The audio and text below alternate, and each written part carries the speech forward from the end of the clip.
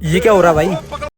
तो हेलो दोस्तों, मैं और रमेश आज दोनों निखिल घर पहुंच जाते हैं। थोड़ी देर बाद निखिल भी आ जाता है। तो जैसे ही वहाँ पर निखिल आ जाता है, निखिल से मुलाकात करने के बाद हमने सोचा चलो दिवाकर को भी कॉल कर लेते हैं। फिर थोड़ा वेट करने के बाद दिवाकर भी वहाँ पर पहुंच जाता है। दिवाकर क्या आते हैं, हमने सोचा चलो इसे परेशान करते हैं।